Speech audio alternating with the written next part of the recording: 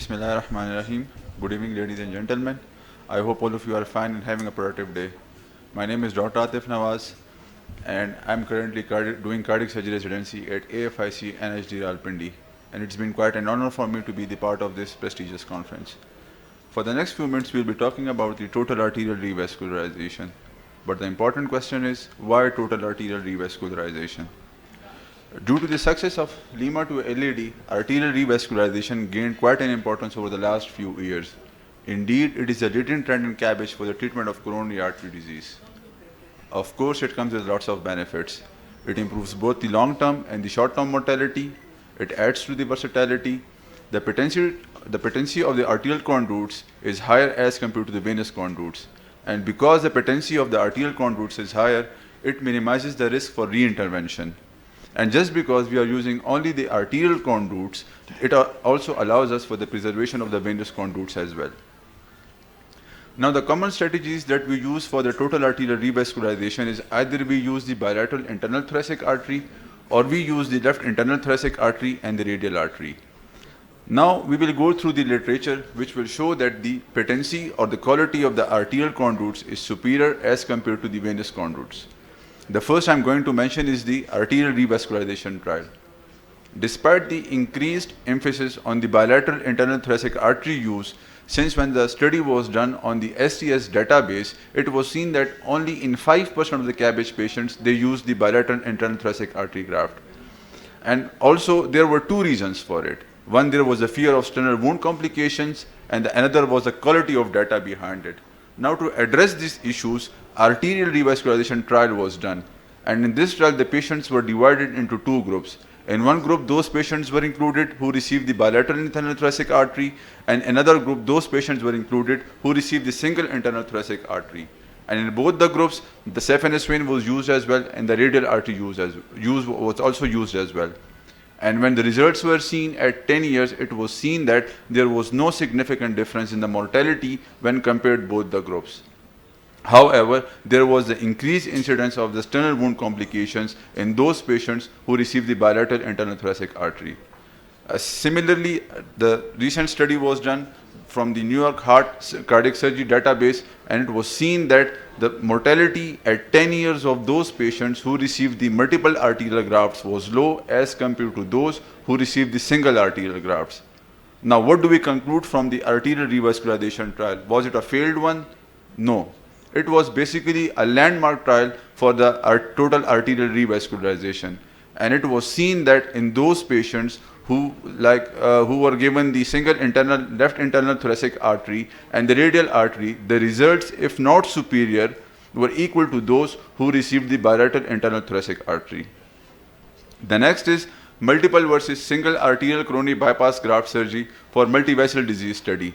Again, if you see, at 1 year, there was no mortality difference between those patients who received the multiple arterial grafts and the single arterial grafts, but you can see that at 7 years, the mortality of those patients who received the multiple arterial grafts was low, which is 12.7% as compared to 14.3% in those cases who received the single arterial grafts. And also, the repeat revascularization rate was also lower in those cases who received the multiple arterial grafts. Now, there is another study which is total arterial revascularization with internal thoracic and radial artery grafts and triple vessel coronary artery disease is associated with improved survival. And in this study, the results were seen at 15 years, and you can see there was a gross difference in the mortality, which is around 62%. Adjusted survival rate was 62% in those cases who received the multiple arterial grafts as compared to 35% in those cases who received the single arterial grafts and the venous grafts. Another, the RAPCO trial, radial artery patency and clinical outcome trial. In this trial, the radial artery patency was compared to that of the right internal thoracic artery and the saphenous vein. And you can see that at 10 years, the percentage failure of the radial artery graft was low as compared to the right internal thoracic artery and the saphenous vein. There is another study known as the Canadian radial artery patency study. Again, the patency of radial artery was compared to the saphenous vein at more than 5 years. And you can clearly see that the patency of the radial artery is higher as compared to the saphenous vein at more than 5 years.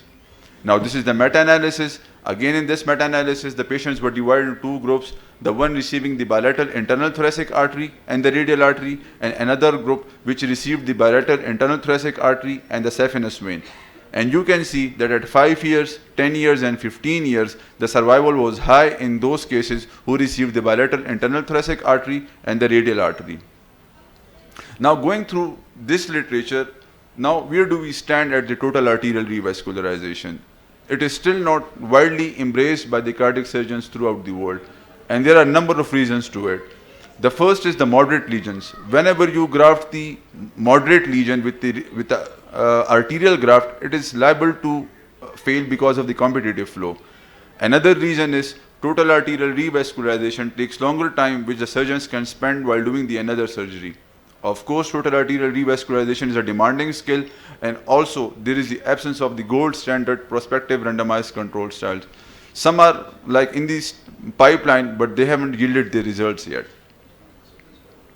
Now, I'm going to present the data of our experience of those cases which is done by the Major General Wasim of pump total arterial revascularization. Sir has done around 96 cases of the total arterial revascularization, and around 90% of them were the off pump. The procedural details include myocardial stabilizer, acrobat, which was of like Mackay or Medtronic. The sir used to do the distal anastomosis with a 8-O-proline and the proximal anastomosis with a 6-O or 7-O-proline. Half dose of the heparin was usually given, and the shunt that was used was of that of Medtronic. Now, this is the demographic characteristics of all the patients with the total arterial grafts. Most of the patients were below 60 years of age, being male with a CCS and NYHA class 1 and 2. But most of the patients had the critical stenosis of 70 to 90%, with few of them of 91 to 100%. Most of them stayed like 3 days in the hospital, with few of them spending around 4 to 5 days. Until date, we have seen only one mortality with total arterial revascularization. This is the data of distribution of coronary anastomosis of the radial artery grafts. It was applied as a single radial artery in 19 number of cases, mostly to OM1 and OM2, and sequentialized in 27 of the cases, mostly to the OM1 and 2. Now, distribution of the coronary anastomosis of the Lima grafts being sequentialized in 35 of the cases, mostly to the LAD, diagonal 1 and diagonal 2. This is the distribution of coronary anastomosis of the Rima grafts. We use the Rima grafts in very few of the cases because again of the fear of the sternal wound complications. Most of them as a single graft to the LAD and RCA, and being sequentialized in 6 number of cases to the RCA. Now, these are the pictures from the recent total arterial revascularization case done off pump by the sir. On the right side of the picture, you can see the Lima being anastomosed to the LAD. On the left side of the screen, you can see the radial artery being anastomosed to the PDA. Again, the pictures from the same case. On the right side, you can see the radial artery being anastomosed to the PDA, and in the left side of the screen, you can see that it is sequentialized to the OM1. Conclusion: total arterial revascularization compared to the SVG revascularization has a robust data behind it, and I believe it is the present and future of the CABG surgery. It is associated with the early recovery and hence reduced hospital stay and less economic burden both on the patient and the hospital. Among the total arterial revascularization, radial artery is superior to both SVG and right internal thoracic artery conduits, both in terms of graft patency and quality, and being done off pump, it has its share of potential patient-related benefits. Thank you.